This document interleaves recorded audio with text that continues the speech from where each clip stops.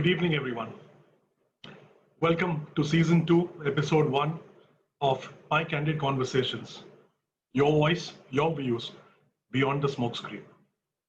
I'm simply delighted, honored, and extremely emotional at this stage right now for starting this episode with two of the finest leaders that I have worked with. Or should I say, I've been fortunate to work under. Shyam Mohan and Yatindra Singh. My very favorite leaders, my very favorite people, and my good fortune that they accepted me in their lives and made me a friend of theirs. Today's topic, leadership reflections, linking the eagle, the ant, and all in between.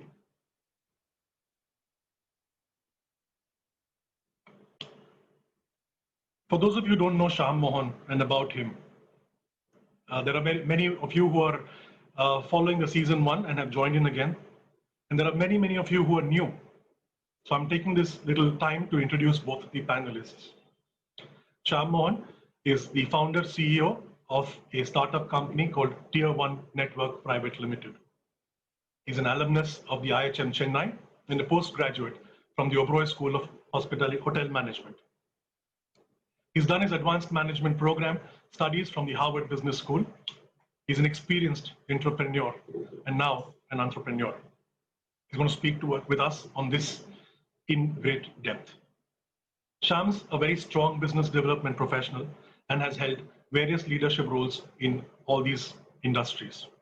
He's skilled in the agribusiness, the food and beverage, hospitality startups, teams, as in team building, business strategy, and operations. Tier 1 Network Private Limited is his startup with shared value principle, wanting to make a positive difference to the farmer community. His goal is to create a global enterprise with a big heart, living a higher purpose and making the difference that matters. Each of us in our lives, at some point or the other, always feel that we are down in the dumps, invariably. We feel that the abyss is pulling us towards them. And how much ever we want to come up, we are unable to. And then suddenly from nowhere, a hand of God comes. Shyam has been that hand of God for me in my personal life, not once, but twice. Thank you, Shyam, Mr. M, Mr. Mohan. I keep calling you different names from time to time. Thank you for being yourself and welcome. Yatindra Singh, principal at YS and Associates, based out of Switzerland. He's an alumnus of the Bombay University, graduate in arts, specialized in economics. He also is a postgraduate from the Oberoi School of Hotel Management. Amongst his various executive education programs that he has attended and studied, I've picked two, one from London Business School and of course the Oxford University as well. Yatindra, or YS as I and most of us call him, is an experienced strategist, advisor, and a coach for the hospitality, tourism, education, and the services industries. He also has held various leadership roles in all of these industries. Most notable of them is in the education space, when he moved to the Switzerland, he was heading the EHL, which is the École Hôtelière de Lausanne, and is responsible for taking the education part of them out with a global footprint. He now runs his own specialized advisory practice, which focuses in implementing strategy towards excellence for his clients. Yatindra believes that the true value of an enterprise is developed through connecting finer details and human emotions to a macro vision and concept. Many years ago, when I was a young 20-odd something, I had the pleasure of reporting to Yatindra. I have very fond memories of him as well. But this one in particular, I want to share with all of you. I was deputed to another city out of Bombay when I was working. And it was kind of a, if I may use the word, a cleanup mission. And me, with all my vigor, vitality, and the josh that was in a 20-year-old, I thought I did a fairly good job. I think I did. The next I know is the entire organization was talking about the whole thing. And I had Yatindra call me a few days later and ask me how I felt, how was everything. And we used to have the Siemens phone, if I don't know if those of you remember. I had the one which you pull out the antenna. And I was excited to speak with him. And I asked him, how's everything? So he said, everything's fine. How are you feeling about it? So I said, I think on hindsight, I could have handled it a little more, less passionately, if I may use that word. And all that Yatindra had to tell me at that time was, do what you feel is right, as far as you are not committing a crime. There's always a better way of doing things, but we all learn. And Yatindra, yes, there's always a better way, and I haven't forgotten that, and I keep remembering that in every situation that I'm. Thank you so much, and welcome to Candid Conversations, Season 2, Episode 1. Shamelessly, whilst I have everyone's attention, Tuesday, 1st September, is my next episode with today's youth, the leaders of tomorrow, with these three lovely ladies. Please take a snapshot. The bit.ly link is there. You can register. Alternatively, you can find details on the social media platforms that are listed down. You will find the details there. Thank you very much. And with this, I'm going to stop the screen share. I'm requesting Shyam and Yatindra to switch on their audio video, please. Hi, Satyan. Hi, all. Hi, Yats. Welcome, gentlemen. Great to see you guys. And welcome to Season 2. And thank you for doing this. Satyan, you already set it off with the tears in our eyes, man. Oh, it took us back many years, and thank you for that. And it has always been a pleasure to have you on the team. And I mean, three of us have worked on the same team for a long time, and those were some of the most cherished years of my life. So thank you for this opportunity to hang out with you guys. And hello to all your viewers. Thank you very much for having us on board. But after what you've said, I think we can shut up and go. Yes, right. I had to keep sipping water much before I wanted to say this, but I meant all of it in earnestness, and you guys know that. Anyway, not taking away much of everyone's time. Welcome, audiences from across the world. Welcome, Shyam. Welcome, Yatindra. And thank you for honoring Season 2, Episode 1 with your presence. I'm going to dive straight away into this, okay? And I'm going to start by asking both of you, and both of you can take it one by one. It's a three-part question. Leaders, are they born or are they made? 1. 2, name your personal life leader who inspires you, and one from the professional life. All yours. So, Yats, you want to go? No, you go first. Okay, so, I mean, thanks, Satyan. And, you know, from my side, I would feel that it's a combination of both. Okay, it's not that you're born and, you know, there's always a huge amount of learning. The leader I was possibly when I started off much younger in my life, and then as I grew through, I've learned so much from looking at people around me, as well as, you know, some of the mistakes I've made in that process. And I realized the responsibility of being a leader, because as we grew up the ranks, I realized one thing is leadership is a huge responsibility. It's not an entitlement, or you never feel that, hey, listen, I deserve this, it's my right. It's more a function of, okay, you know, somebody has recognized me and it's no longer about me. That's why I'm in this position. What can I do to help others excel? You know, so that was my approach. And I think it's something which I was not born with. I picked it up along the way. So these are some of the tenets that I've, you know, learned with experience and looking at others. In terms of, I mean, I have 2-3 guys who I really look up to, and if I want to, and even women, I would say it's funny, but, you know, being in the business line, you know, you always, you know, look at folks within the system. The good old days, this whole Jack Welch in the early days in my leadership career, I felt that he was a great guy. But yes, he did have a lot of qualities, but I guess in terms of actual leadership, I would say Nelson Mandela would be someone who I always admired. And even Mother Teresa, you know, surprisingly. Right? These were two people who, you know, when I looked at their lives and the way they kind of, you know, if you look at the headline of your topic about influencing, right, as opposed to authority, these guys were all about that and so much more. And most importantly, they led with a huge amount of compassion and heart. And now when you look back at your career, you realize that your best decisions were made when you listened to your heart. So these would be two. The third question, buddy, I missed that. In your personal life, someone who's inspired to become a leader, or someone that you look up as a leader in your personal life, in your family or friends or whatever. Okay, so for that, I would say, actually, one of the few guys who stood out when I started off in Oberoi. See, we were those typical hotel school guys who, if we get into Oberoi school, we felt that we achieved everything in our lives. You know, that means we are made. And of course, you figure it out once you get there that there's so much more to life. But in those days, I must say, because of the whole, environment we were around, surrounded by excellent people, great performers, great human beings, and some tricky ones too.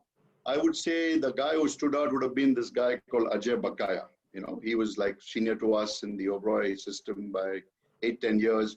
Like, most of the management schools, your seniors, they don't know who the hell you are. But you look up, to them and, in some ways hero worship, or look at them as mentors. Some of us had a chance to maybe work with some of them. But in Ajay Bakaya's case, I never worked with him, but he always stood out, and I think held on to that position for quite a long time in my early stage. And post that, I would say the guy who really, a couple of folks who really inspired me were my bosses. One of them was Sashi Ruya, and he actually unshackled me. Let me just put it that way. I mean, I was always the state process guy in Oberoi hotels. It's all about do everything by the rules, all of that. And this guy came and said, there are no rules, everything is broken. And he threw you in the deep end of the sea. And he basically told you that if you know how to swim, good for you. If you don't, I can't help you because you are the expert. I've just, got you in that position. I know that this role requires this. And that kind of, basically I had to survive, right? I put in a senior position and had to take care of so many, set up a whole new concept which didn't exist. So those were, he was a guy, and over the years, he was always there for me. I never felt, hey, if I was stuck, I didn't have somebody to back me up because I knew that I could just call Sashi or Ravi and they will take care of me. So, I would say Sashi more than Ravi. Ravi was more a, disciplined kind of guy, but I think Sashi was the guy who unshackled me. And which is not good news for all of you because you kind of came into my life after that. But I guess, that was a huge learning for me. I changed my mindset. And then, of course, combining all of this was, I only worked for 3 companies, and then I work now for myself. And, I'm setting up an organization. So third person, I would say, was Dean Griffith. And Dean Griffith was the chairman of, Griffith Laboratories, the company I joined. And he was, an outstanding leader. And more importantly, an even more outstanding human being. And that's when you realize he used to, to say things like, hey, my name is on the front door, okay? Because all of these are family-owned businesses, you know that. And he said that it's taken a long time to win this respect for the name. We can lose it in a heartbeat. So he says, don't take short, let's say tactical decisions, think long-term. The customer asks me to jump, I'll ask him how high, things like that. Which really, implanted in me a whole different mindset, which is greed is not the only reason, because you always know if you look at business and quarter to quarter and shareholder value and stuff like that, somewhere along the way, you seem to be encouraging excessive greed.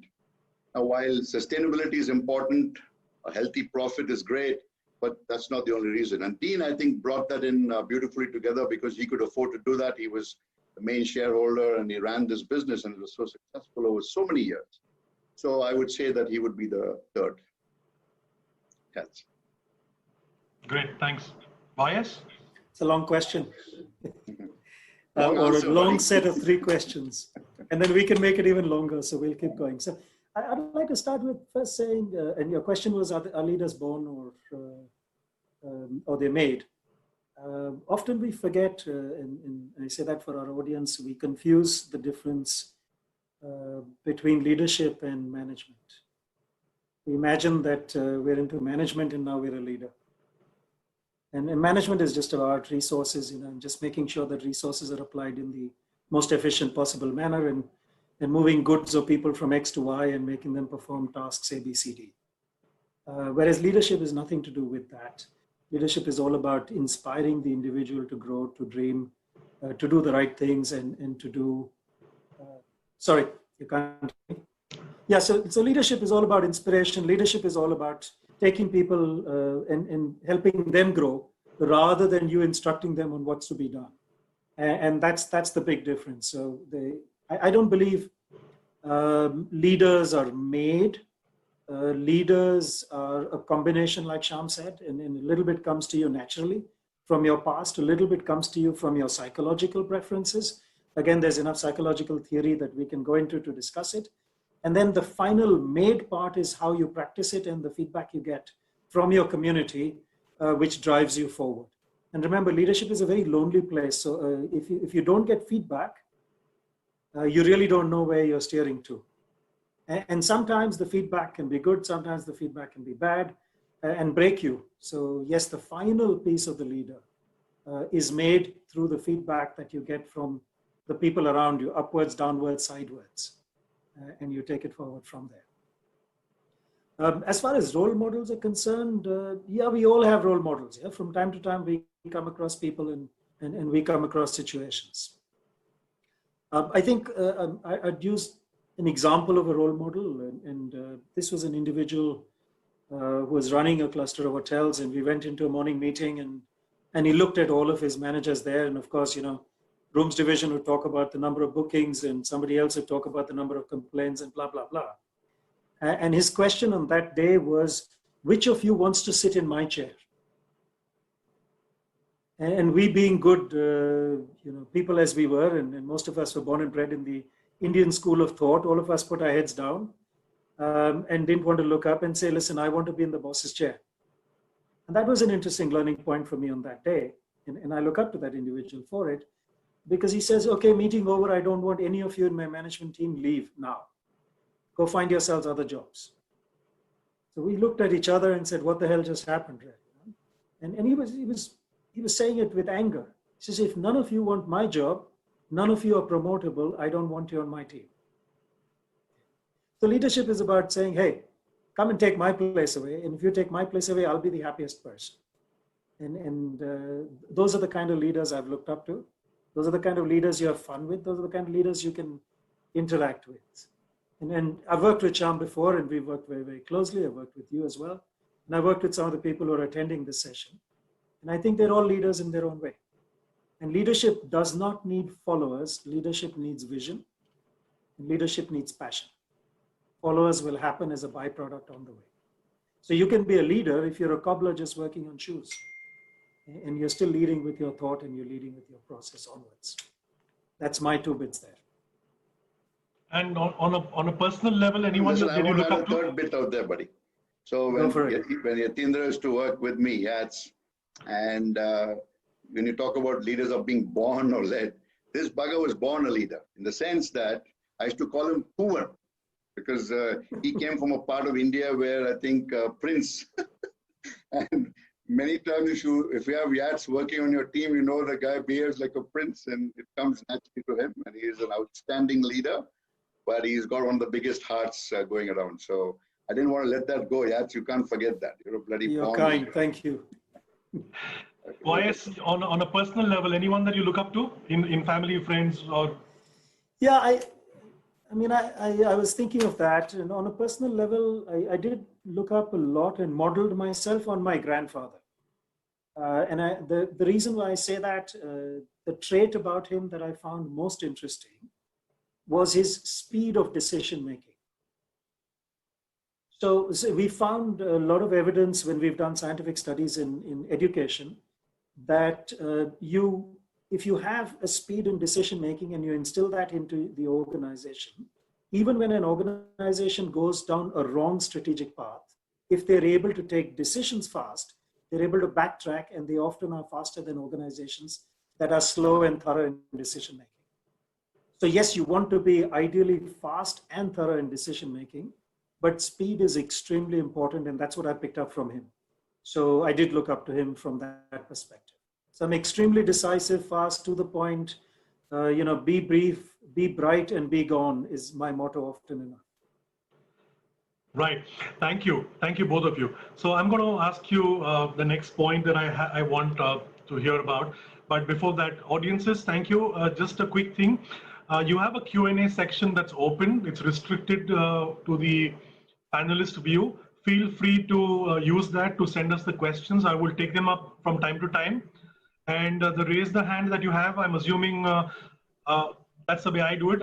You're saying hi to us, and please accept our highs back, all of you who waved and are going to wave. So keep your questions coming. Thank you, everyone. Okay, so Shyam and Yatindra, you both are leaders in your own right, okay? You both have similar styles, yet very different styles, okay? For those of us who worked with you, know that, okay? Whilst both of you can be a father at times and a mother at times, the beauty is that both of you can adapt to both those situations. My question is, how do you guys always see the good in people? That's something which I have noticed. You just refuse to see the not so good, or if I may say the gray areas. You've always put the torchlight on the good of the people. You've taught that to us and everyone who's worked with you. I am intrigued to know, how do you keep yourselves motivated to only see the good in people? Yatindra, start with you, please. I got this much. No. Well, it's about being effective. So if you spend time on the weaknesses of people, you are only playing catch up. But if you spend time on the strengths of the people, you're ahead of the pack, you're growing and you're growing. So it's almost a necessity to drive your message forward. And that's the way I would describe it. So it's about not wanting to lose ground. And when you don't want to lose ground, you don't want to look at the weaknesses. Sometimes if a weakness is extremely debilitating for the individual, then you've got to sit them in person and smack their backsides, if I can use that term. And good leaders should be capable of doing that as well. Because it's not just about carrot, it's also about stick from time to time. So your ability to say no, or your ability to relocate capacity in their own desire to go to another planet or to go to another field of theater of action is part of that leadership process. So I'd rather use you. It's like me. I will not be able to run 100 meters quick because my body structure is not made for it. So why waste my time and your time in trying to encourage me to run 100 meters? Why don't I encourage me to lift weights, because my body structure is made to lift heavy weights, and I'll be the best heavyweight lifter in the world. And that's about it. It's about optimization of your opportunity. That's the way I see it. And that's why you turn a blind eye to the weaknesses of the individual. It's not that you're not aware of the weaknesses. It's just that you try and pick on the strengths so that you can build faster. Sure. Shyam? Yeah, very well said. Yes, wonderful. No, I mean, I think my response initially would be, why do you only look at what else is there to look at? Because here you're surrounded by people who are basically your extended family, right? And you've also hopefully created this environment of, shall I say, trust and integrity, so that and respect. So the point is that all of us are human beings, and they always say humans are fallible, and we've been banged that into our head right from the beginning. But then suddenly when some of us become leaders, we just say, you don't worry about your own weaknesses, and you just kind of use that as a weapon, right? And the way I look at it is, we need to solve the problem. We got to look ahead. So most of these situations that you are talking about is, okay, so, it can be a personal situation, or it can be an organizational challenge, right? Or a task which is, suddenly having trouble to be accomplished.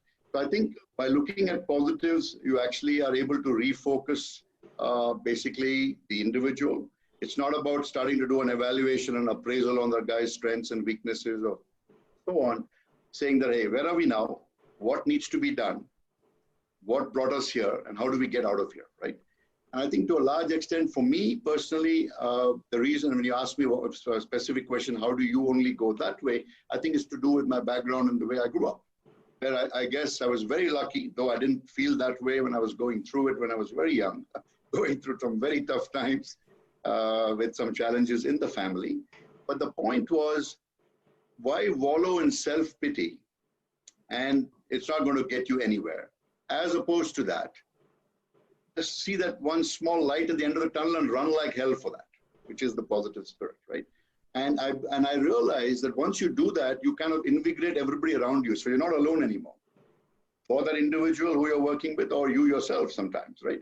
So never, I mean, I always believe that every situation has both sides to it, right? I'll give you a simple analogy in terms of what my mom used to say about the donut, which many of you might have heard. So he's always tell me about the optimist and the pessimist. That's exactly the type of personality type will either think positive or negative. So she used to say that in a donut, the optimist will look at the donut and the pessimist will look at the hole. And chances are that we are surrounded by pessimists always, right?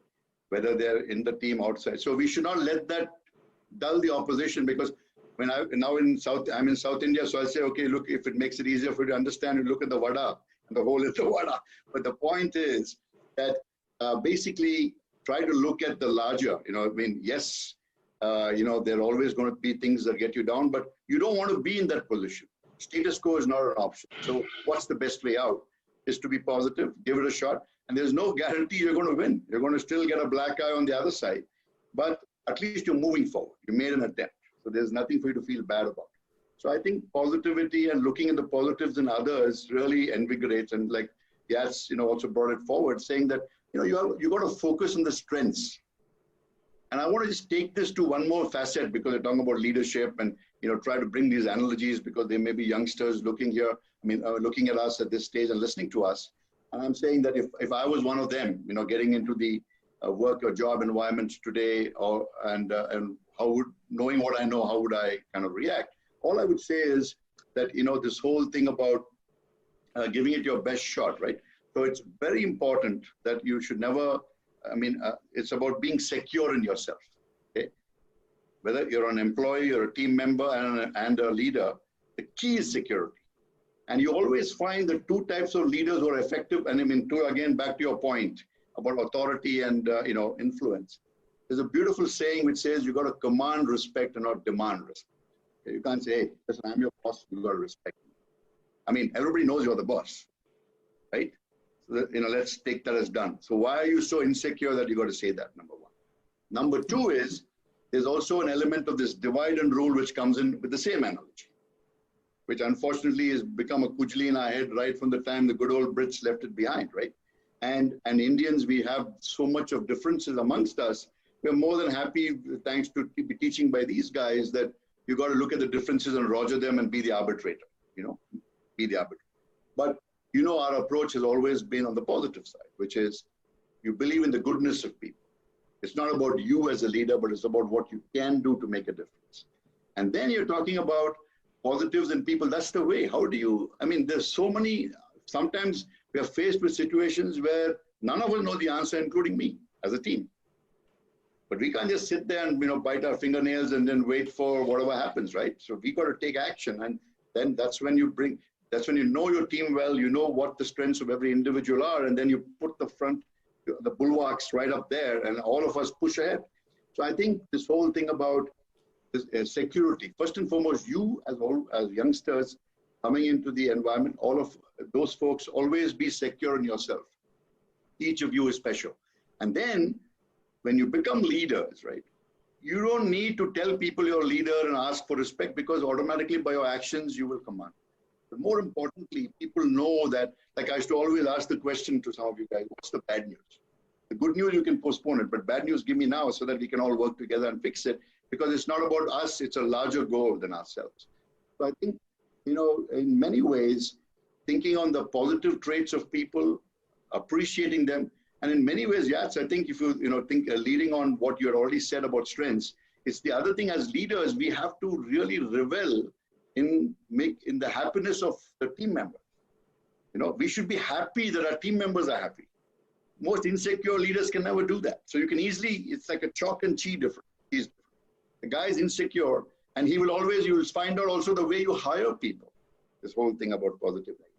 You will find that a secure leader will hire the best guy for the job or the best woman for the job because he wants the strengths, like Yat said. Because we can't be perfect in everything. And as a leader, no way I mean, they're not God, right? So we have our weaknesses. So you will always strengthen your team, especially as a leader, when you firstly are vulnerable and accept your weaknesses. Then goes, hire a person who's better at it than you are. But I'm secure. Just because he's good doesn't mean I'm bad. But unfortunately, most of the clowns who are insecure feel that way. It's just sad. But I mean, I don't blame them, but it's just the mindset. It's all this whole positivity, optimism. You see, everything is in the same window. So the good news is so easy to understand. Be positive, everything sorts out itself. Okay? And look at the positives in people. Just extending on that, there's no space for a lack of integrity. So you can't start looking at positives in people if there is no basic integrity. Absolutely. So when there's no integrity, that's poison. You get rid of. That's a non-negotiable. What Yats just said. Absolutely. We can only find positive beyond that, and that's awesome. So that's the basis, of course, because we don't want a crook. There may be a superstar, but he's a crook. We don't need him on the team or her on the team. And then, but I don't mind us, second level, third level, but high on integrity. You can trust them with your lives because you want to let the rest of the team members also trust them. And sorry, Yats. So you go ahead. No, go ahead. I'm building on what you're absolutely right. Yeah. And I just wanted to butt in with an experiment that I did, and then I continue to use that as practice. So when I was speaking with colleagues and employees, as the CEO of a company, I used to talk about my weaknesses and their strengths. And both ways, that was a doubling effect. Yes. So when you focused on their strengths, they loved it. And then you said, listen, these are my weaknesses, help me cover that. Almost always others would come in and save me or ensure that those spaces are taken care of for the organization or for the team. And I found that to be a great way to have lots of people inspired over a common objective. Absolutely. Well done. Great. Thank you. Thank you. So one of the problems of three of us having worked with each other for so long is that both of you hijacked so many of my points in your conversation that I'm like, good. Sincere apologies. No. I knew this was going to happen, so I've got a couple of pages. So I'm just striking off some of them which are already covered, so that there's no repetition. But here's something I want to share with you, Sham. If Malti Auntie is listening, and if not, then tell her that the donut or the vada story. I like the optimism and the pessimism, but I'll be the realist and I'll eat I'll eat the donut or the vada anytime. So please tell her that. I will do that. I mean, only if I leave some for you, right? Sorry? I said only if I leave some for you. I said. Yeah, and chutney with donut sounds good, yeah, Yatindra. We should try it one day. We'll feed you that, okay? When we see you next. Okay. So I want to move straight away to my tagline, okay? And it's about linking the eagle, the ant, and all in between, all right? A lot of people have asked me, messaged me, written to me saying, what the hell does this mean? And are you starting to writing something? I said, no, join in, and then you'll get an answer. So I'm going to that. As leaders, as business leaders, you have been, and you are in roles of, your own enterprise that you're running. How difficult is it for you at every stage to have a macro level look of everything, internal, external, controllable, uncontrollable, people working with you, and your personal lives as well? And who do you give preference to, or what situation do you give a preference to?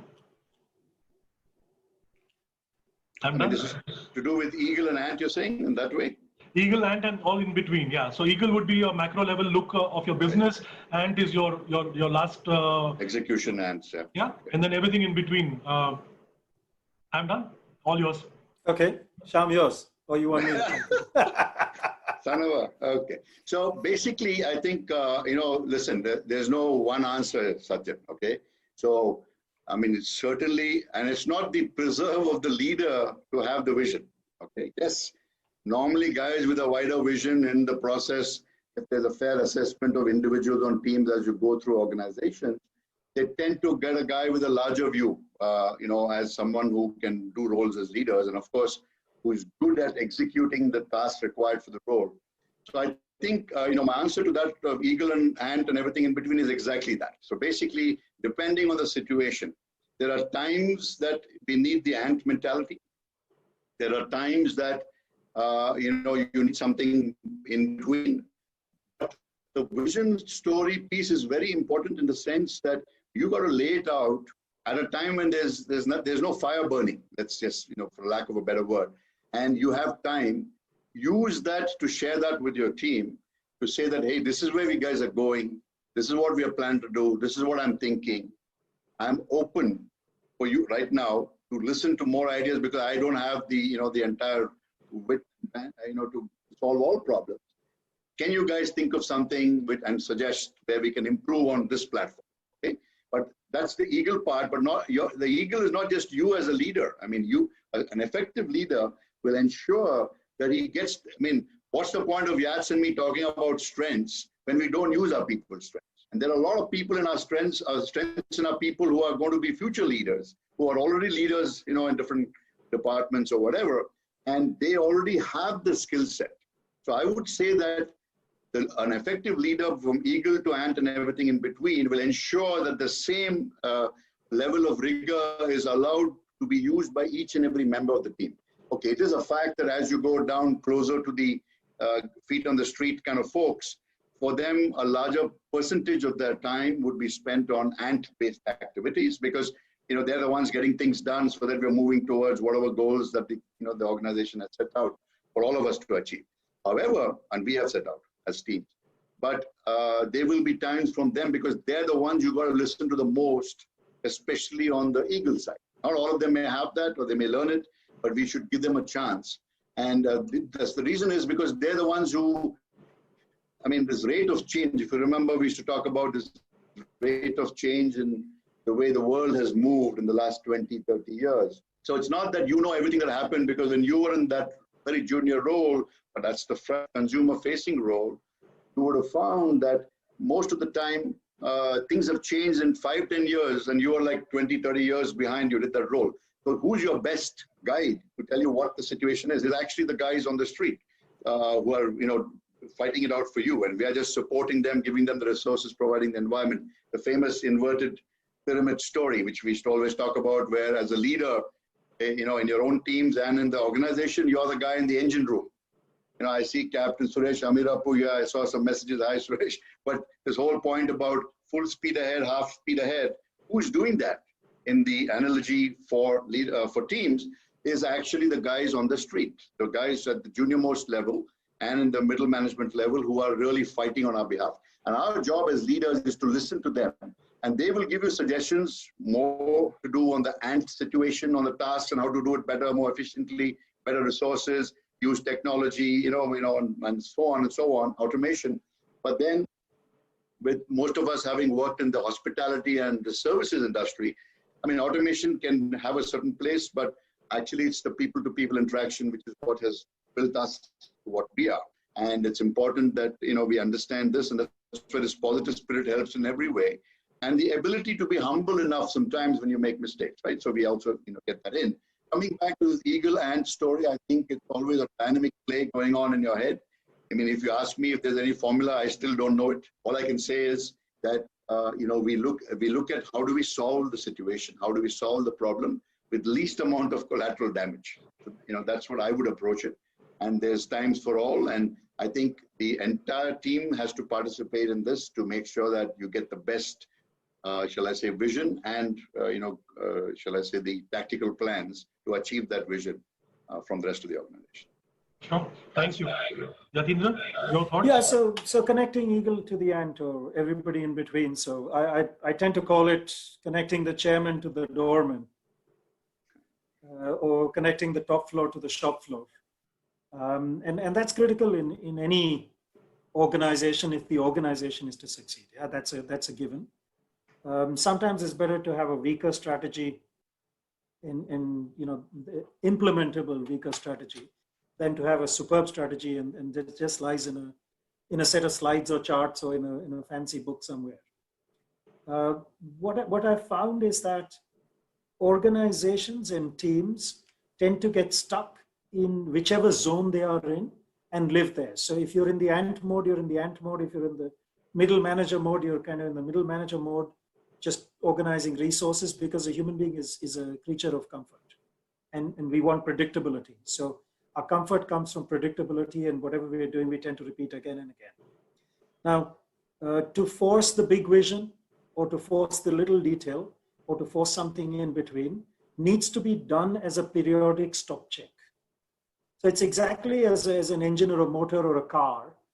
Every 20,000 kilometers or 25,000 kilometers, we've got to take it in, put it on a set of winches or whatever, lift it up, and make sure everything is all in control. And that same analogy works when we talk about businesses or leadership, or when we talk about operational detail. So forcing that stop check on a regular basis ensures that you don't miss out either the top picture or the bottom detail. And I tend to do that for any organization that I support actively. When I was a youngster, I used to always wonder, how does a business plan get implemented? Because I saw lots of fancy business plans lying around, seldom implemented. Okay? And that's exactly the question that you're asking. And I found that the only way to make sure that that happens is that stop check. It's stop check, go back, what was our original vision? Is the vision good enough? What have we learned on the way? Are we missing certain details? That's why we weren't able to implement the vision. And it's really extracting yourself from the day-to-day pressures when you are able to go and retain back either the top, the higher picture or the eagle vision, or the ant detail, or somewhere in between, where you're a connector between these activities. Now, at any given time, some people prefer being the ant and some people prefer being the eagle. So you should not deny each person their affinities, if I can say that, and use those as strengths. So I've had lots of colleagues who like the detail, and we always use them for detail. Whilst they may even have been in strategic roles, so we created emotional organizations rather than just the straight line organizations.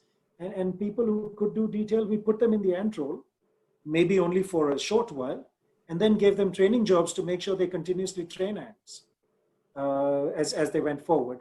So it was also about making sure that you kept each person in a happy mode, which is back to your first question: how do you see strengths? So that was it. And stop check is a great way to just make sure that people are comfortable and people are doing the right things as a comprehensive team. Great, thank you. So I just got a quick message from Chef Arora. He was on with us for quite a bit. He's had to step out. He's apologized. Something's come up, so he's not there. But he says hello to both of you, and hopefully he'll try and come back.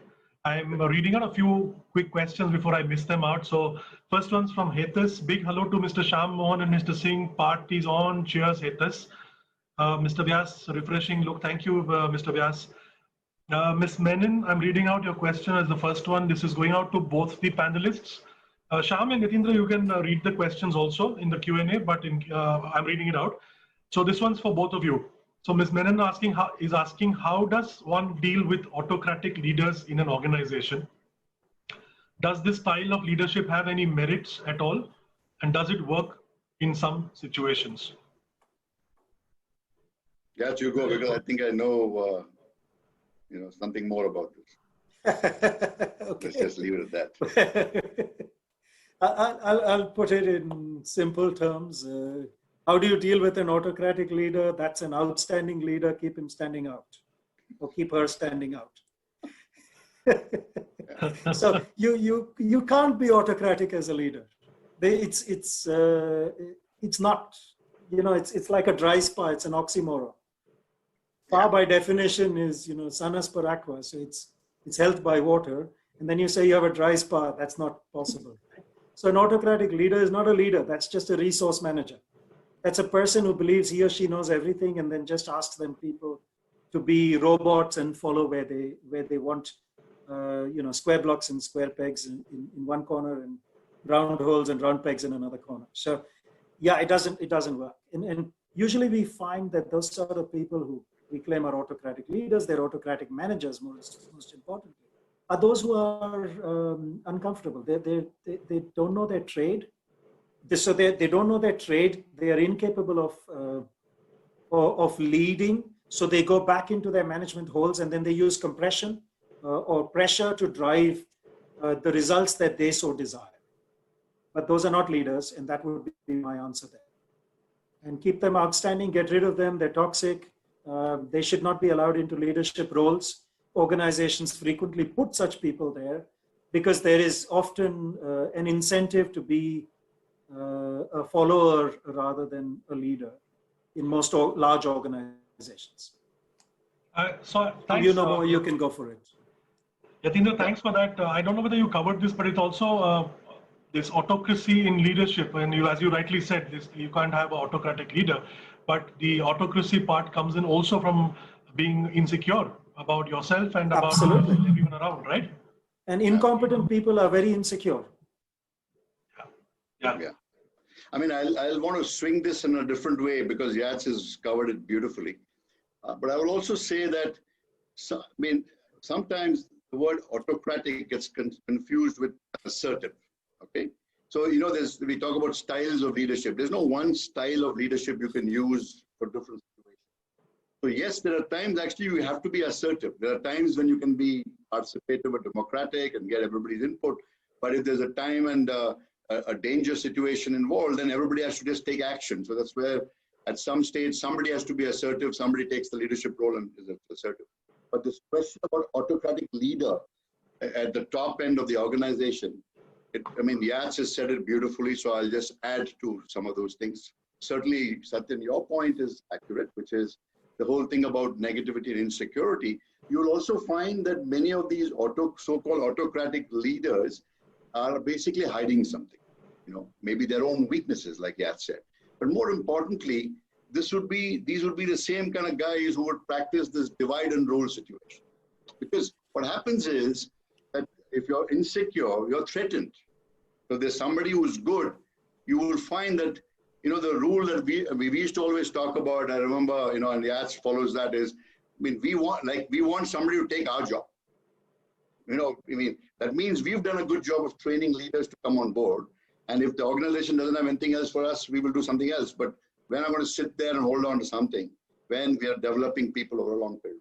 But the other thing I would like to say is, so this whole thing about, autocratic leaders also basically like a smoke screen creating noise so that you don't let, ideas flower. These are the kind of guys I used to joke about, one of my early bosses who smoke a cigar and say, I think you do.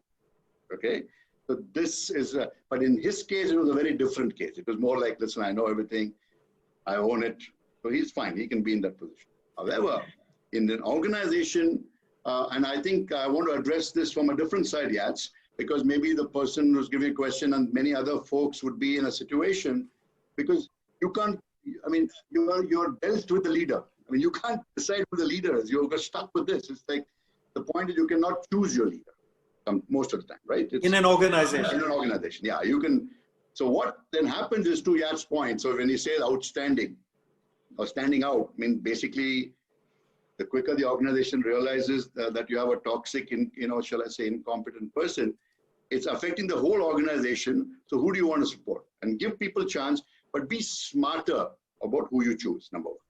Sometimes you don't know because normally such autocratic leaders are very subservient to their bosses, So the bosses may not see that side at all, so that's another challenge. However, besides the point, it's that everybody is trying to do their best. So this guy thinks, or this woman thinks, by being autocratic, I'm shall I say, exerting my influence to ensure that the company's interests are taken care of, but creating collateral damage in the entire team because they're not realizing that what's going to happen over time is everybody's going to shut up. And then this whole point about eagle, ant, and everything in between, there's God knows what comes out because nobody wants to do anything. They say, okay, you tell me what to do. And that's it. So then there's no empowerment, right? Yeah. So, absolutely well said, both of you well answered, but the sad reality of today's life, not only in our country, but in almost all countries, is that this creature exists. All right? No, but listen, Satya, let me just say this, okay? So I'm just talking about now, if I am an employee or a team member in a team that has an autocratic leader, right? There's a limitation I have. I've got to make choices. So I want to address that because there was a certain element of that in that question. So I want to just say, but you're right. All of us have faced this all our lives. But that's the lesson for us to learn. So first and foremost, if you're a team member and you have an autocratic leader and most autocratic leaders are also unfair. So there's no, it's about him or her, but not the situation, right? So then first thing you will do as a subordinate is make sure you see this person very closely and ensure that, and you kind of absorb and digest everything in your head, that when you become a leader, run far away from these qualities. Never ever use that because you know how it feels when you're on the receiving end, number one. Number two is that if you have an autocratic leader, nothing stops you from being assertive. And if you're good at your job, okay, and you're hitting the notes, then you're not giving a chance for somebody to find a fault. And most autocratic leaders, if they don't have somebody who's got a weakness and they can't slap around, they throw rank or make noise. And there's an element of shamelessness sometimes. And that's not done or not kosher in an organization. So, but you can't stop it because you cannot control or understand how he's thinking, how he was brought up or she was brought up, what family values. And you have to have pity for such people. But they're blessed to reach that situation and, going under the radar in a stealth mode. Because I would always say, yeah, it's that, in a typical Peter Principle situation, you can call out these guys in a good organization, you call out these folks saying that, they will not be great at the highest level. So we have to be very careful how put him in a role where he's got no team. If he's got some brilliance, if he's good in what he's got. The question you ask yourself is if this individual, male or female, is able to be a performer on their own in a separate project, would you choose that individual for that role? And if not, then it's just a waste of time, okay? But the organization will very clearly handle the outstanding situation very quickly in a good organization. But more importantly, as a team member, you should not keep suffering.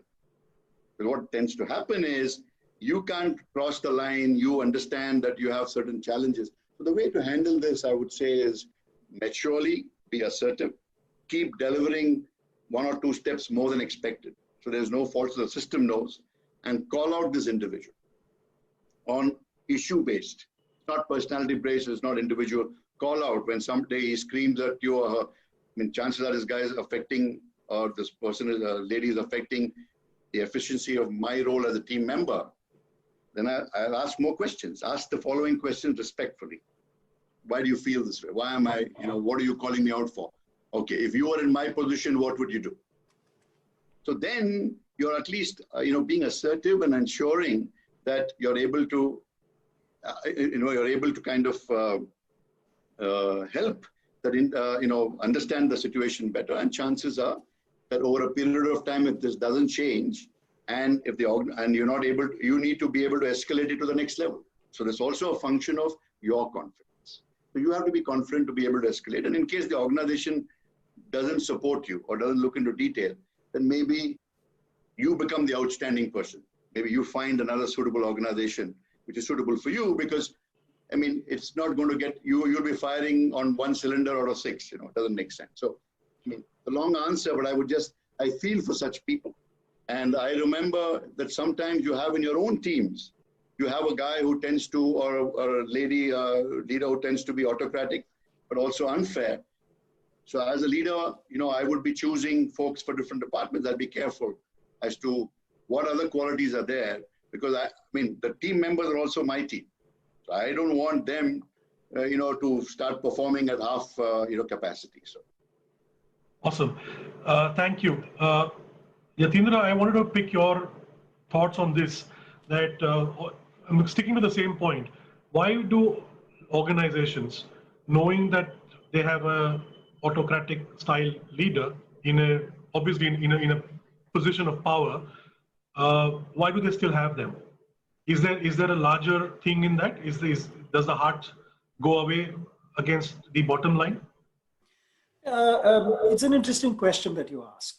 So large organizations are delivering incentives within their methods to people who toe the line.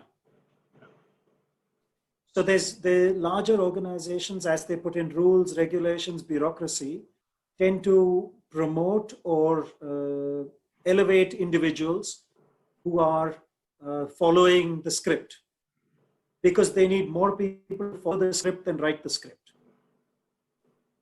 And that's the reason why you often have these individuals that move upwards. Good organizations are those that have the ability to also create checks and balances so that they call out those sort of individuals.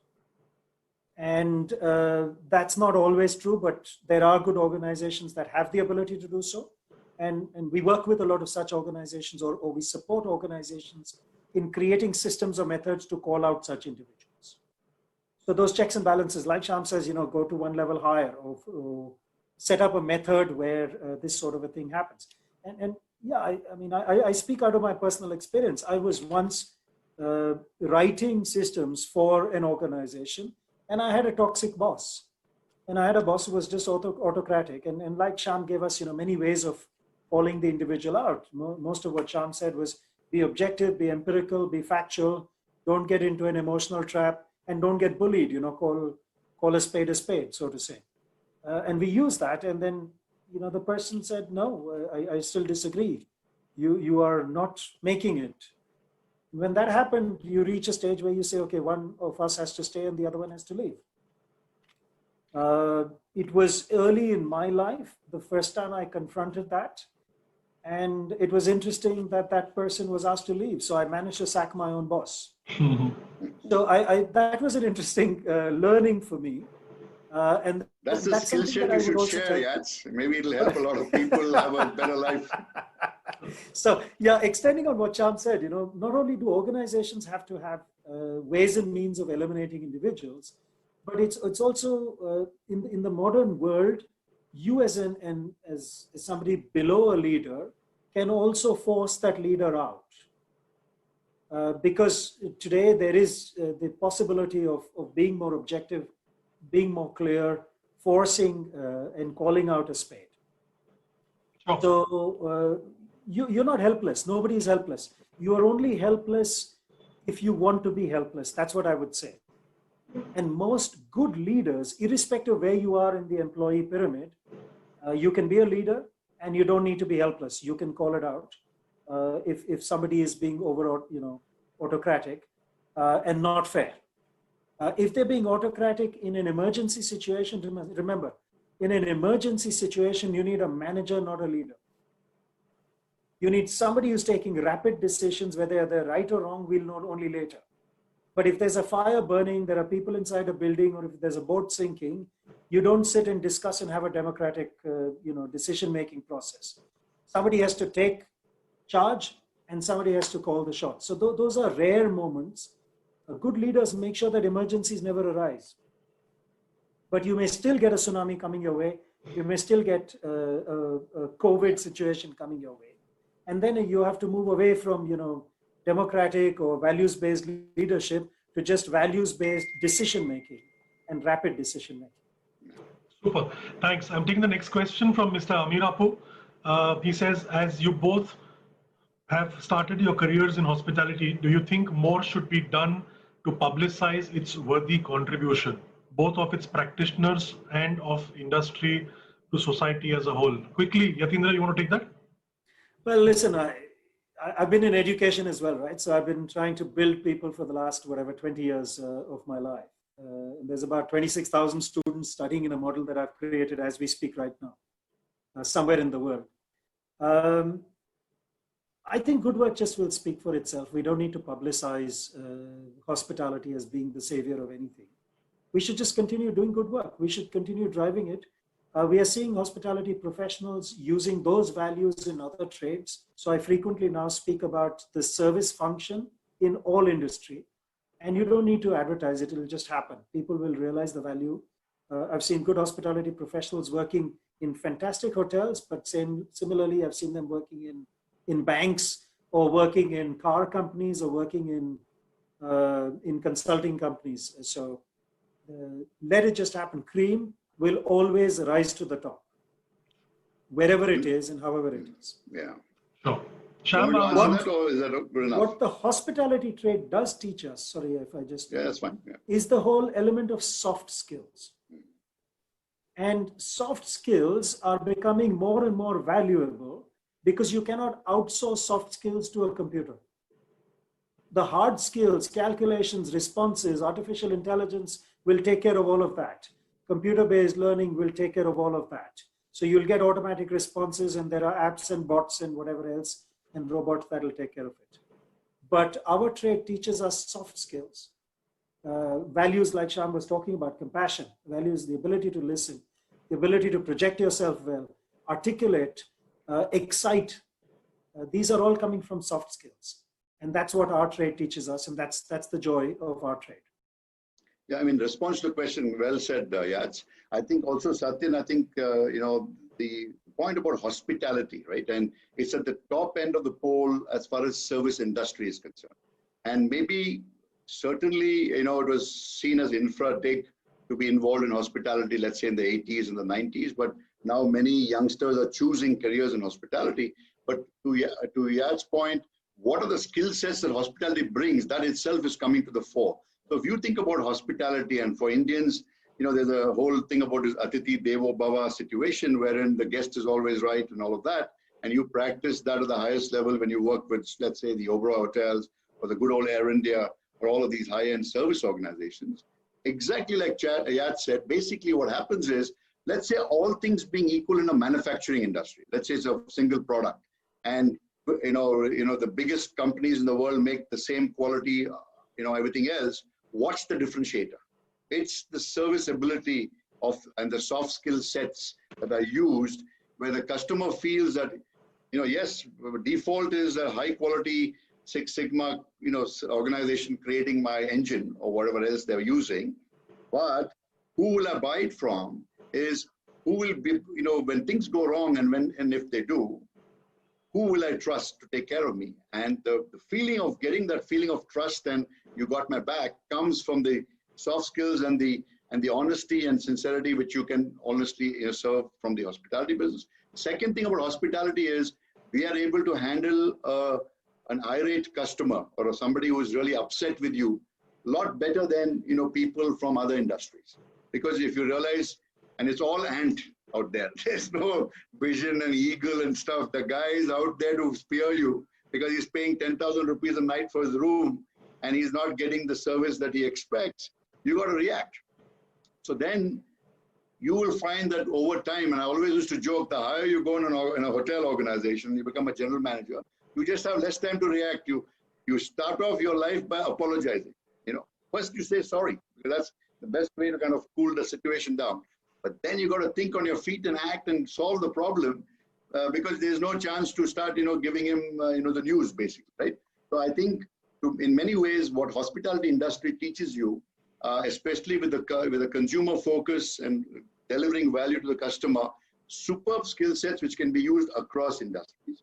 And we've always seen that with the new industries which came in the last 20 years focused on service, like Yash talked about banks, credit card companies, mobile phone companies, BPOs, all of these folks, where did they go first? They went to the hospitality business. And why did they get easily folks from the hospitality business? It's because we were paid peanuts. The hospitality business, we were never paid well. And you work 16 hours, and then you look at the bank account and say, what the hell is going on? I mean, I can't manage and take care of my family, right? So then these folks, they gave double, triple salaries to guys from the hospitality business. And these guys thought they got a great role, but the base was so low. The other guys were smiling all the way to the bank because they're saying they're getting such high quality people at such cheap rates. So all of those, the learnings have happened. And now I think respect for all, and I think hospitality is got the place it delivers. Yes, you can do publicity, but like Yat said, action speaks, and people know now, the value of hospitality. Great. There's a point that I wanted to talk about a little bit away from leadership, but this question, and Shah mentioned Six Sigma, so it comes to my head. And I often use that to differentiate between hospitality and other industries. And that can become a way of marketing our trade onwards as Suresh has asked this question. So most of the other industries use measures such as Six Sigma to evaluate quality. Yeah. And all of those measures, you achieve a maximum quality level of 99.99999, right? Yeah. So you seldom achieve 100% quality. The only industry that starts at 100 and says how much higher can you jump is hospitality. Right. So when we do our standards, we make standards as minimum standards and say, okay, buddy, go exceed them. Don't fall below them. So our quality mindset in hospitality is a mindset of minimum is 100. Zero fault tolerance, basically. Zero fault tolerance, let's jump higher. Whereas every other industry says the maximum we can achieve is 100. And when we are at 99.99, we're very good. So it's a mindset, and hospitality is a mindset. And that's what makes hospitality practitioners more successful in other industries, because they go with this mindset to say zero fault. Right. And then we go forward. Absolutely. I mean, you got it.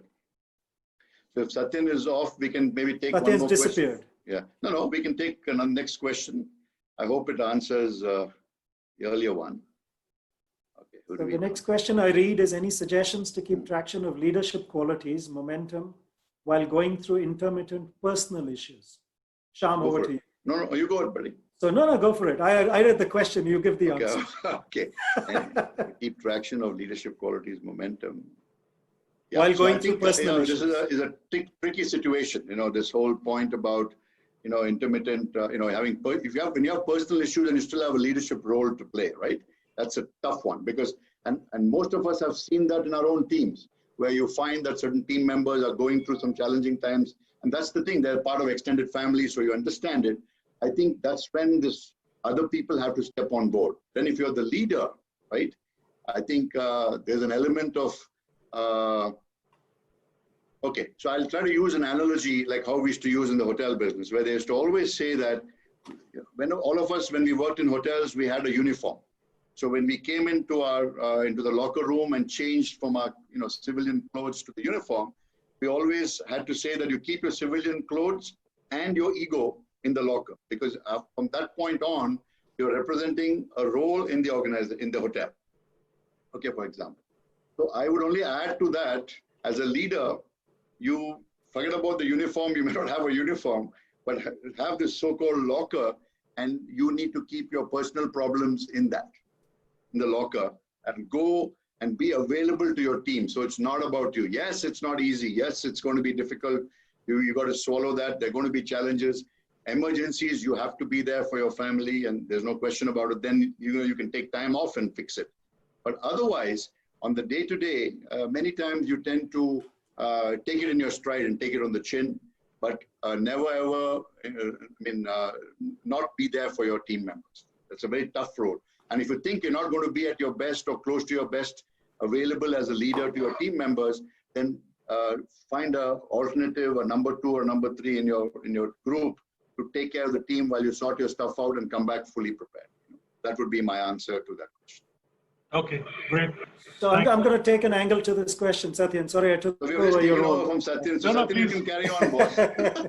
Please. So I'm going to say the measure of a good leader is when the leader is away, the organization achieves a higher performance level.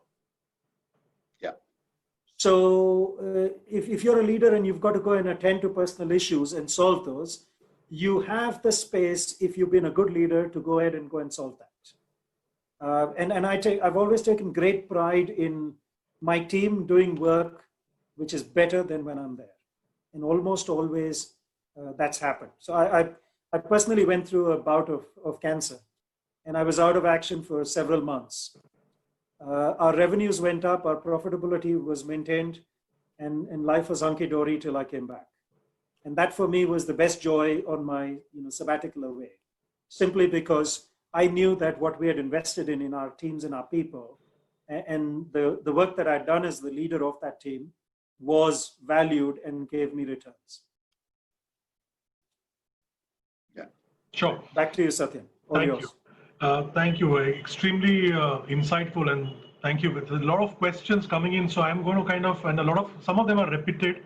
Some we've already answered, so I will try and see what I can quickly take in no particular order, but I'm there's one which seems very apt. So finer people make fine leaders. I think finally it's the character of the leaders The people in the panel are such lovely people. They honor the good and they are remembered and loved. That's from Miss Suma Upaluri. Sorry. Thank you, ma'am. So Suresh has the next question. How do you both contrast the different styles of management? American as Jack Welch and Indian as Kiran Majumdar Shah. A very interesting question, Suresh, and thanks for putting it up. Guys, you want to take it? I can go. Yeah, do you want to go? No, go. Okay. No, I mean, so my response would be that Jack Welch, was a successful, outstandingly successful leader of GE for the American way, so to speak. And he really talked turkey and, had this whole thing about deadwood and 10% out. And it was a bit of a brutal fix, a legacy organization which needed, fixing at that time. And he was this little bit of the macho kind of guy, kind of get it going, but totally rewarding performance, excellence, and so on. And to a certain extent, there was a little bit of a, less focus on, let's say being, he was a very fair guy, but it was a very tough guy as well, because he basically sloughed off the 10% bottom and then hired fresh people. And of course, enabled people to go all the way up, but everybody was running to be out of the bottom 10. Okay, that was his style.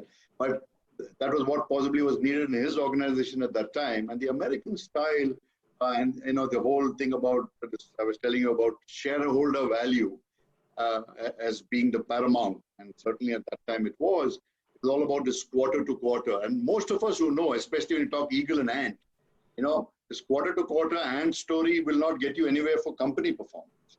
There has to be a balanced view, right?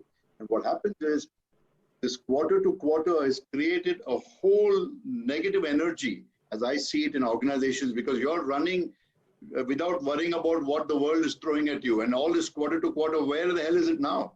And a pandemic bloody slams a hammer ball right through everybody's head. This quarter to quarter, where are those dudes asking any question? They're not even coming to ask the question. Because you know what? This is it. Okay, this is the extreme case, but I think it's a beautiful wake-up call. But now coming back to the question, which is American style, this is the whole, I can tell you that Jack Welch style won't unfortunately work in tomorrow's world.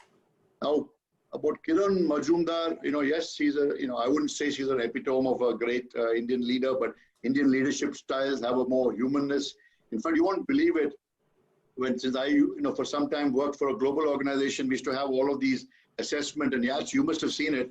Most of the assessment tests on, and on individual and so on, they missed a very critical point because they were all skewed towards the Western mindset. Okay, and and you will realize that the Asian leadership mindset is a very different there's a cultural element to it, which has to be always layered over evaluation. And what happens is the chances of, Indian management, of course, you have all types of leaders, right? This was not, we have great Indian leaders. You have the Ratan Tata, the Tata Group leaders, at the top, like a JRD and so on. But you'll always find, I would say that Jamshedji Tata was another outstanding leader when he, built Taj, because it was based on the fact that Indians weren't allowed into those kind of hotels. He made sure that, Indians are not, discriminated in their own country. So that's a leader from India who's a great example. Today, I would only say that generally, as Indian leaders, the main difference is the American leadership style is all about throwing one ball in the air, dotting all the I's, crossing all the T's, then we move forward. Okay. The Indian style is 4 balls in the air, and everything is at different levels. And we are cool about it. Okay? They're very happy with uncertainty because we don't know whether we're going to reach home in the evening, forget about, global situations, what the hell is going to happen. So I think so this whole thing about managing in chaos, for us, we have got it down to an art form. And that is what now the rest of the world is understanding, because I'll give you an example, okay? So if you see the Silicon Valley in the IT world, the tech world, right? Indians the biggest problem in our education system was they never taught us how to communicate. And if you say something loudly, that means you get slapped, because at home, as well as in the organization, you're seen as somebody who's insubordinate. And Yats knows a lot about that. But I'm just saying that, secondly, so now what happens is you throw these guys into the American environment, which is here India, it's not only merit-based. American, the good news is it's merit-based, or used to be. So then if you're talented, you can reach the top. Then what happened was the tech guys were brilliant, but they couldn't communicate. So you always had one of the local American dudes or women coming in for marketing, but they have no clue about the masala. Masala came from the Indian. They'll ask the question, and these guys go and print. Cut to 10, 15 years later, they said that no company will be funded without an Indian tech leader, CTO. And cut to 10 years later, in the 2000s and 2010s onwards, if you don't have an Indian CEO, you don't get funded by VCs, because they realize that in the uncertain environment of the world of VUCA, as you call it, right? You know, the whole thing about volatile and, you know, you can't really control it. Everything's out of your hand. Who is best served is people who are culturally better equipped to deal with challenges on a day-to-day basis in your life. You take it in your stride and stretch it into the organization, and you're able to deal with it better. And then if you can communicate effectively and you know your job, then you're as good as any in the world. So the answer would be that Indian leadership style with a mindset of globalization, and how do you understand and play it in a smart way is going to be the future. And we have some strengths because luckily we speak English. So that's a huge advantage for us. Want to get another question, or you have your own question now, sir? Oh, I think I'll do justice to the people who are writing because it makes more sense. Anyway, a lot of them are covering what I wanted to. So I'm combining Hetas's questions. Is loyalty towards an organization a virtue in today's age? And the second one he says is that your views on awards, rewards, and punishment in respect of team building and happy sustaining. It's on your screen, so you can, one of you can take one part, the other part, and we can address it both ways. Or one of you can take both, whatever. Yatindra? Okay. You want to do that? Yeah, maybe I'll take the first shot. So, and I'll link it to what Shyam was saying. Organizations have started measuring themselves by quarter. And when organizations start measuring themselves, and I'm not saying all, but quite a few, thanks to shareholder value or return on to our investors, the story that we've been hearing pre-COVID. So what has happened is that organizations have gone short-term in their head. And if an organization is short-term, aren't you really stupid to try and ask them to value you for being a long-term employee? Their culture has shifted. So if they've gone short-term, they don't have the ability of respecting you for being a long-term committed individual. So more and more we find that you need to be committed to yourself and your trade rather than to the organization. So the days of you joining organization X and retiring from that organization, same one, are dead and gone. And anybody who's trying to live in that age is fooling themselves. Okay? Organizations have learned to, I'm not saying it's right, I'm just saying that's what's happened as evolution.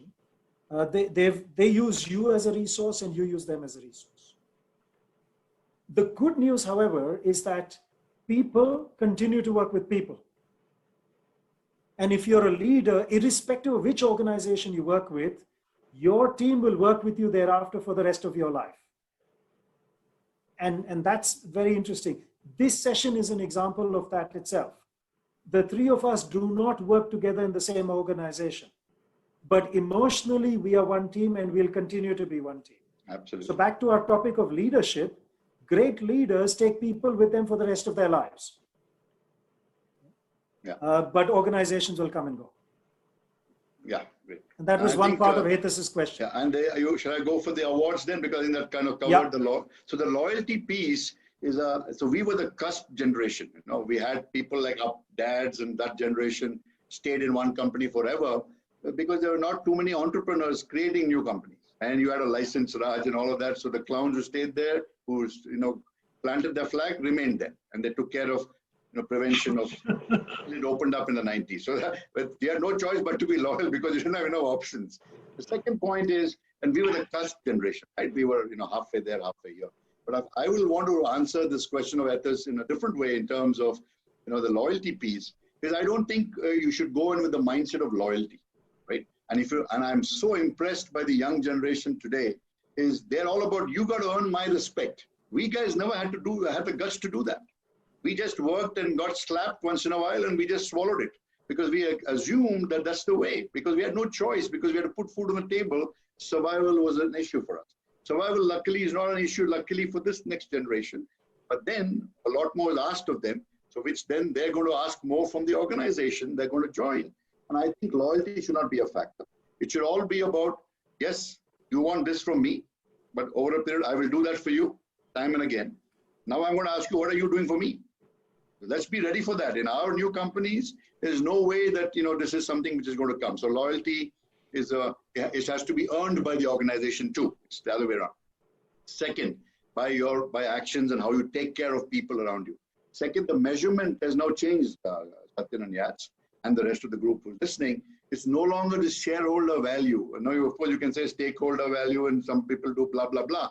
But at the end of the day, post-COVID, the chains are broken, and we have license to create the new tomorrow, and which has to be focused on entrepreneurship and has to be focused on, yes, we have to be a profitable company, good, but not obscene amount of profit is the goal. So then what happens is you got to be the famous shared value enterprise. You got to do well and do good, and we're going to measure you. And then we as a consumer will decide whether to buy your product or service or not. If you don't, so what else is different? So to Yach, your point about, this whole thing about service and soft skills and how it helps in manufacturing organizations, the default is you will give me a good quality product or service, otherwise I'm going to buy from you. But can you please tell me what else are you doing? How are you supporting the communities around where you work? How are you making sure the environment is not going to be messed up for me and my kids as a consumer, right? And basically, how are you giving back? And how are you developing the next world? And so, and now the rules have changed. The communication is, everybody is instant, the whole thing, like all of us are, talking to people all parts of the world today at this time. And I'm saying it's wonderful. But today is a true litmus test about what organization will survive and what won't. And all of us should be smart enough to say, all the stuff that we had in the back of our head saying it should be like this, it should be like that, boss, in your own limited space, start implementing. Do it your way. And if you can't do it, find another place you can do it in another organization, or start your own. It may be small. And the good news is, if you have skill sets and the IP in your own, then there's no need, because I also believe, Yats, and you can chip in, I just want to build the next level here, is organization structures which are existing today, and if HR players are listening, they are not made for today, or they were not made for yesterday or even day before yesterday. They were made for the 60s and 70s. And we just got comfortable with that. And good old Jack Welch kind of crunched the 11 levels to, let's say, 4 levels, which is smart, actually, if you ask me. But today, so the whole point about studying and then getting a job should not be the whole thing. I mean, this beautiful thing about Ikigai, which keeps going around, is a beautiful saying, which is, now is a time when the youngsters and younger folks getting into work, we have to create organizations which help them also. So it's not only about organizations achieving profits for shareholders, but also creating environments where others can come, also contribute for the organization, but also achieve some of their own personal goals, which makes them happy. And in a way, that will build loyalty. If you respect the other, as long as all things being equal and you deliver what you're being paid for, whatever else you do beyond that is accepted, is welcome. It's not like the good old days. So I think we're in a great situation, and it's only our own weakness or stupidity if we don't take advantage of it. So I just want to say, whoever is listening, I mean, don't hang on. If you have the option to do something which really makes you feel good, just go for it. Don't let anybody hold you back, autocratic, non-autocratic, or anything else. You're your own master, man. You choose it and accept the consequences, take charge. The world is beautiful, and the sky is the limit. Thank you, Shyam. With your permission, both of you, I'm going to take the next one. It's from Shekhar Joshi. I'll address this myself. So Shekhar says, it's painful always to fire a subordinate. Even as the head of the organization, you've given him improvement plan to bridge the gap, but this guy just doesn't change his behavior.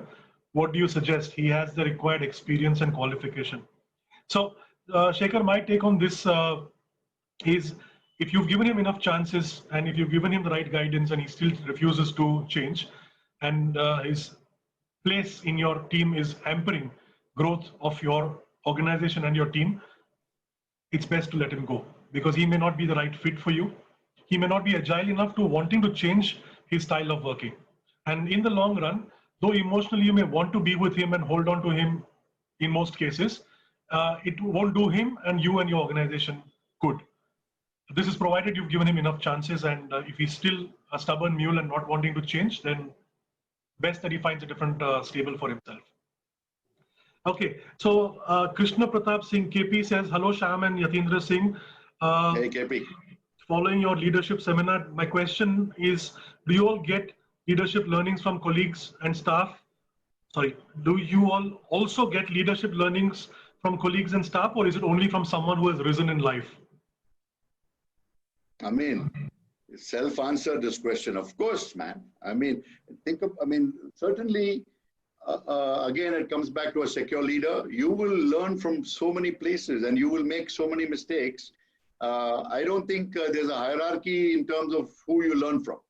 We shouldn't have that, right? Basically, there are smart people all around us.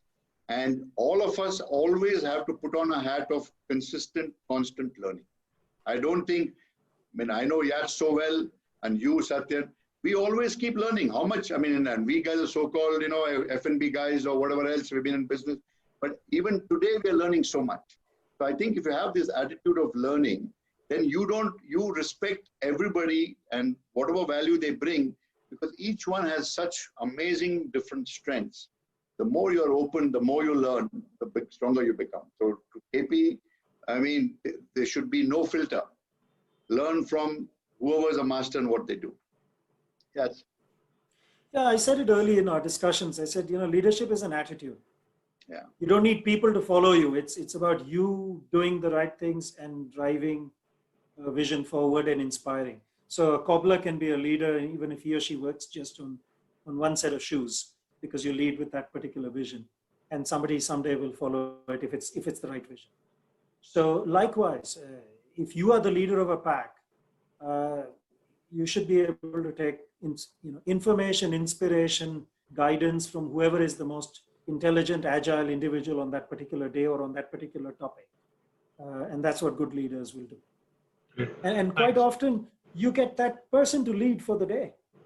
And there's nothing wrong with that, right? If it's not about changing your payroll package, it's about leading the team into a direction where whoever on the day or on the terrain has the most valuable knowledge there will take the team forward in that direction. Super. Yatindra, the next one I'd like you to answer. It's from Ruchir Joshi, who says, how do you handle insecure leadership entrenched in the organization? And I'll go to Shyam with the next question with somebody else. I think we discussed this a short while ago. Outstanding. Just quick, maybe he probably missed, he came in late. I just want to... Insecure leaders are seldom leaders. They're just autocratic managers. They're individuals who are trying to bully you through to a direction that you want. And the best way to handle them is to keep them outstanding. Keep them out of your lives or keep them out of the organization. There are many ways of keeping those people. Shyam gave us tactics on saying, listen, how can you make sure that you remain objective and you confront them whenever they're unfair to you? And that's a tactic that you can use. But the overall objective is make them meaningless to the project that you're working on, or make them meaningless to the organization that you're working on, if they cannot adjust to logic and sense. If they can adjust to logic and sense, give them the first chance and take them there. Not always are people negative-minded or bad. Sometimes they just, based on their circumstances, they may be trying to push their way through. And remember, our first 20, 25 years of education, especially in India, teaches us to be bullies. I say, you follow. So sometimes they may just not know. And like Shyam said, give them honest feedback. And the smarter ones may just adjust to your cycle, even if you're a subordinate. But the really insecure ones have to be put out to pasture. Great. Thanks, Yatindra. Shyam, this one's for you, from me to you, but somebody else has written this. This is Swami Chidanand. He says, any tips on handling perceptions of your team members where some are accusing you, the leader, of being partial to certain members? Right. So, Hari Om Swami, thanks for your question. What I would say to this is, it tends to happen because sometimes if somebody in the team, for example, feels that, he or she doesn't get a fair chance or is not being recognized for their contribution. But the smartest way to handle this is total openness, right? And if the most important thing as a leader, you should get to know about it. The person should feel strong enough and comfortable enough to come and share with you. Or somebody you trust in your team comes and says, this is what they feel. The first thing you should do is you have to address it. You got to tackle the bull by the horns. Try to find out if they're open and they're not scared by authority or whatever else. Sometimes what happens is people don't open up. So it's not, first and foremost, everybody, the subordinates and the team members need to know it's okay, to feel differently. But please express yourself so that I have a chance to explain. This is me as a leader communicating, right? So certainly for me, fairness, the dharma is something which is very important in everything that we do. But I may have made a mistake.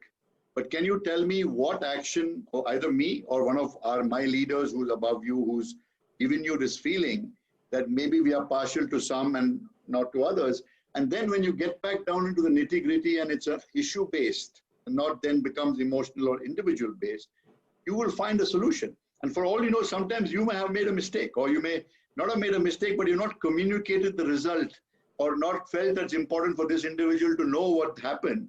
And then they feel that way. So you have to, this is where this, which I didn't bring up earlier, but all of us know this, is about empathy, right? You got to then not come from a place of, you should feel bad, because if you were in that situation and you felt this way, and if your organization is creating such an environment, you have to fix this problem because it's your responsibility as a leader.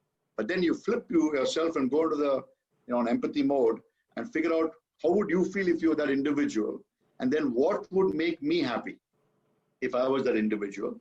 Is nothing but give me answers, and don't pillory me after that.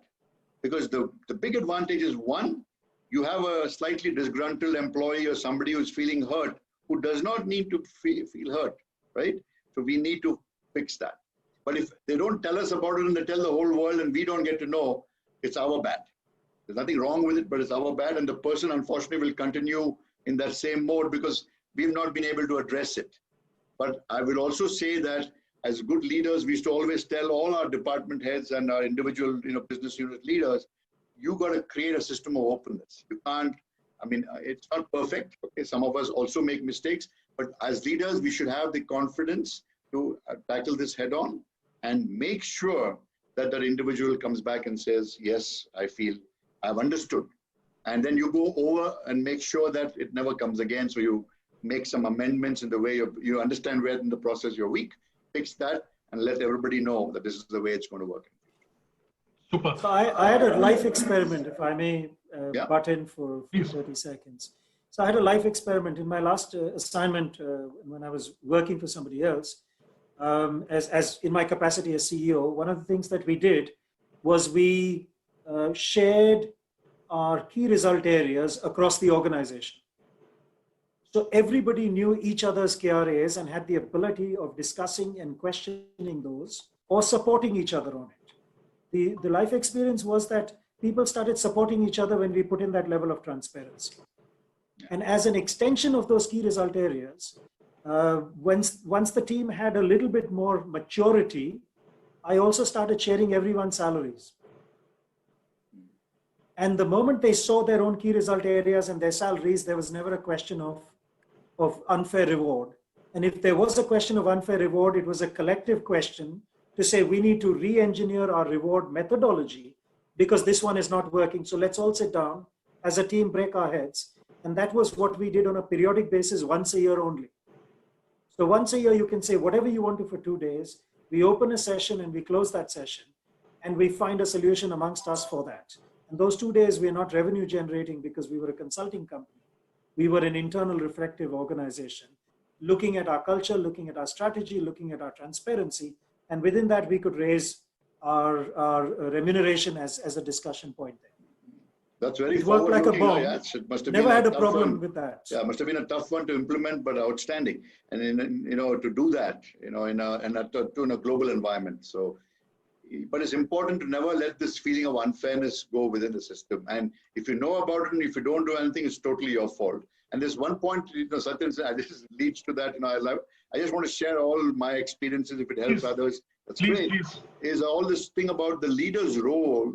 And I have to always share it in most of my companies that if you are unhappy when you wake up as an employee or a team member to come to work, the responsibility is that of the leader.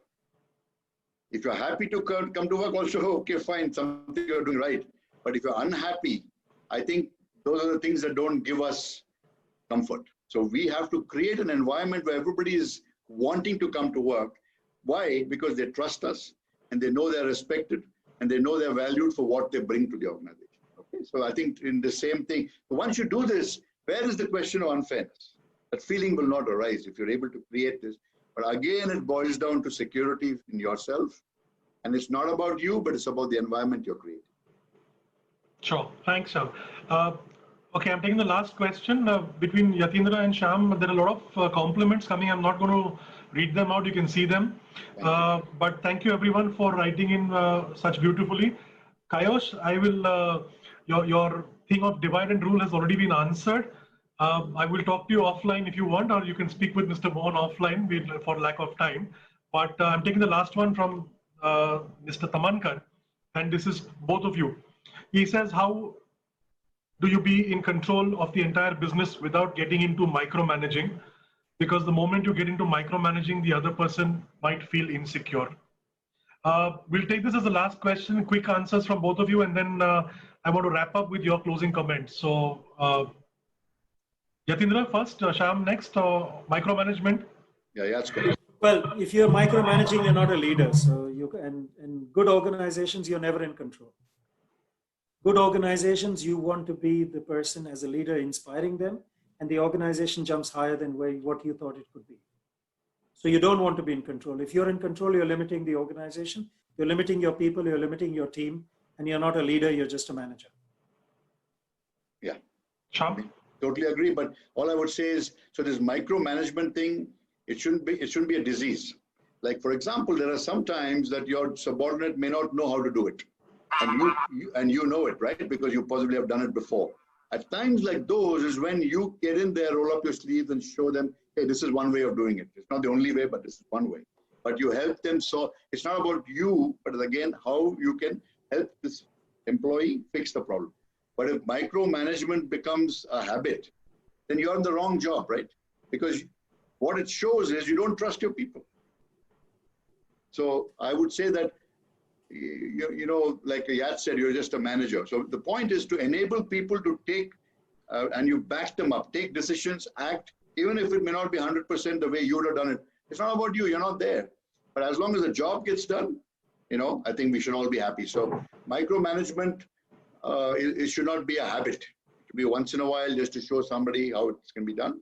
Anything else is a weakness, because maybe then again, maybe it's Peter principle, right? I mean, everybody knows about in an organization, you rise to your level of incompetency. So if you're doing micromanagement, it means you're doing 2 levels below, and that's your comfort zone, and that's all that you do.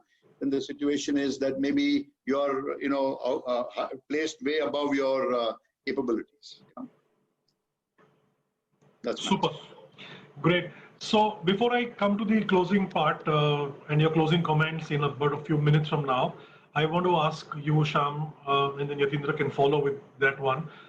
Your thoughts on entrepreneurship and intrapreneurship. You have that as a very important part in both your lives. These are terms that a lot of us have, we keep hearing and reading, but it'll be fantastic to, get your thoughts very quickly, both of you, and then post that closing comments with something else on reflections. Either of you can go. Shyam, yours. I thought I'll let the senior guy go. Okay. Okay, Satyan, you answer it. If I knew that I wouldn't be here where I am and wouldn't have called you guys, but I'm getting some wonderful messages even on a personal front, and everyone's enjoying, okay? And there are a lot of comments coming even on I want the to say screen. before, I see that some of the people also leaving is, firstly, thank you. Because I know many of you we've worked with or we know each other, and we've been cherished by having you guys in our lives, okay? And all of you folks have helped us become, in our journey of whatever we are trying to achieve and become. So thank you for that. Now, my answer to that entrepreneurship is, it basically boils down, Satyan and Yats knows it very well, is to ownership. So today, you've got to create an environment where people think they own the business. And then the entrepreneur thing switches in beautifully, which is, if you're an employee, that means, and you say, hey, listen, I own this. And I think I got a lot of this learning actually in SR. And of course, maybe my own makeup was, even in Oberoi, when I used to do different departments, I was always a freak. I never go with the ordinary. I always say, okay, status quo is not an option. You've heard that enough and more times. So I'm saying, what can I do differently? Not that everybody else is an idiot. They've all done a great job till now. But can I contribute and then take a one step up, one step back, take a helicopter view, you get a better view, things have changed, technology has changed, can I improve? And can the customer, so it's not about me, it's about what the customer can get a better delivery of quality of service or product from the team, we are leading. So that's the approach. But for that to happen, you have to have a feeling of ownership. I own this company, even though it's not your company. And then here's an entrepreneur mindset, because entrepreneur, you own it. And an entrepreneur mindset is, it's somebody else's money, but I will behave like I own it. Then I'll take care of their money even better, because it's not mine. So I have to be even more responsible. So that mindset, if you approach your work, and then you have an environment where in your own limited, let me tell you, you cannot, train upwards, but you can certainly manage your level and downwards. Make a difference. The key is the organization cannot touch you as long as you deliver what is expected. So make sure you get that very clear. What is expected of me and my team? That's it. Deliver that. And maybe give 1 or 2 levels more, and that if you sustain it as excellence. Then you're out of the game. There's no measurement. Then now you have a full football field to play. Then make all the differences. And then if it's your company, your money, how would you spend it? How would you protect it? How would you develop it so that tomorrow you're out there? What if you get hit by a truck tomorrow? Who will take over? All of that comes in and creates an outstanding contribution back in your role and your team's role. Okay, so entrepreneurship is important. And I will recommend to everybody, the quicker you guys can become entrepreneurs, even better. Okay, because in post-COVID, stop being an employee. What's a yes? I mean, no better time. And the good news is there's no future. The future organization structure is going to go kaput. Finally, there'll be small circles of excellence and islands of excellence in individual departments, individual skill sets, which is your IP in that area. So that, like we already seen it earlier, where let's say in hotel we saw security, being outsourced. Then then you kept only the core. So housekeeping then became outsourced. We had front office and F&B, the money generators. But then now you see accounting is outsourced, finance is outsourced, investment sourcing is outsourced. So finally, you're only doing your masala, the meat, the main thing. But each of us who are doing different roles as employees and different things, nothing stops you from creating your own, kind of either a good idea which consumers want to put money on the table, or a product or service. But be open, and even if it's small, you're doing what you like, and you're a master of your own destiny. And in entrepreneurship to work, you should work in an organization where you are respected for what you bring. Then you're allowed to do this. But you cannot be an entrepreneur in an organization which has a non-supportive structure. Okay, so then it can actually be a problem. So entrepreneurship is all about, if the company wants to get more out of you and gives you the opportunity, I think it's a huge mindset thing, because you will be happy because you think you own it, you achieve it, you share in the success, and the people who are paying you really value your contribution. So I think it helps you a lot, and it sets you up for your future entrepreneurship. But I would like as many as possible people to move towards entrepreneurship or work in organizations which give them the entrepreneurship position. Yes. Yeah, so for me, entrepreneurship and entrepreneurship are one and the same. The attitude is the same, the mindset is the same, the effort that you put in is the same. And the best measure for whether you are an entrepreneur or an intrapreneur is that you do your own appraisal. So if you become capable of appraising yourself and you don't need somebody else to appraise you, you are an entrepreneur. The difference between intrapreneur and entrepreneur is just that the dividend goes to somebody else or comes to you. And as Shyam was saying, value-based organizations, so post-COVID, new generation organizations are going to be forced to share the dividend with you as well. So as long as you're happy doing what you're doing, whether you're an intrapreneur or an entrepreneur, it's the one and the same, but make sure you're doing one of these and not just being a robot and following somebody else's agenda. So the people who are losing their jobs are those that are cogs in wheels somewhere. And those jobs are being replaced by robots because you're not thinking, you're just a warm body somewhere. And with automation, with artificial intelligence, those are the jobs that are getting wiped out, and COVID has accelerated that dramatically. Yeah, absolutely. Great. Thank you, gentlemen. Quick closing comments and leadership reflections. And anything else that you guys want to talk to? There are a lot of young listeners here. We are absolutely short of time. So my request is keep it snappy. But last closing comments and from both of you, and then after that I will give my closing comments. Yeah, this time Yats goes. Okay, I'll keep it simple and short. So we talked about connecting the eagle to the ant. This is about strategy. Focus on creating implementable strategy if you're a leader. Because if your strategy is not implementable, it's useless. And I would leave each one of you with that. Keep thinking high, keep creating your own vision, and keep driving it forward wherever you are in whatever you do. I wish you all the very best.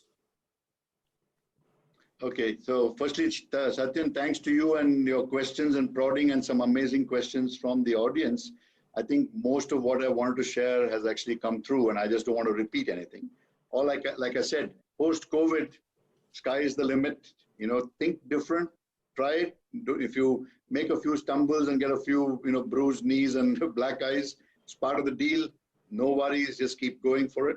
And I think try to be as, genuine and authentic in all actions of your lives. Because one of the things I want to end with is we tend to be one person at home and one person outside home because we have these lines drawn. The better as individual leaders and contributors where we can club this and you are who you are and what you say and you do what you say. And if you're able to do that with your actions, then you will find there'll be a lot of supporters working along with you, and you will also want to work with similar-minded people. And then together, as you know, we can all achieve more. So I want to wish each and every member the very best. And I want to compliment you, Satyan, for outstanding moderation. And of course, one of my darling friends, Yats, it's always a pleasure to be with you. And thank you for your friendship over the years. And we will be together till we die. There's no question about it, all of us. Okay? Thanks.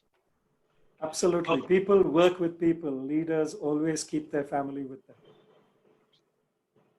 Great. Thank you, gentlemen. Thank you, Shyam. Thank you, Yatindra. Though this has been the longest of the sessions in all the 10 of season 1 and the first one, I'm happy. I'm happy. The audience is happy, and my phone's really flooded. I'm going to see the messages a little later, but I want to just quickly say that a lot of us have worked with you guys. All right, it's a pleasure to see you, even though virtually right now at such times. I was going through the list just last night of people who had registered and stuff, and I couldn't. There was a huge, lovely balance of people who work with you guys, people who work with us. We've known each other, and a lot of new people. You don't know how many lives you have touched, Shyam and Yatindra, and you continue touching. Okay, so please be yourselves. You're wonderful human beings and wonderful leaders that everyone look up to. And I wish you, your enterprises and your families all the very best. I couldn't have asked for a better start for season 2. And we will be in touch. Thank you so much. And I am indebted to both of you. Thank you. Thank you. And to the audiences, thank you so much. Have a lovely evening. Bye-bye and good night. Stay safe. Bye, guys. Thanks a lot.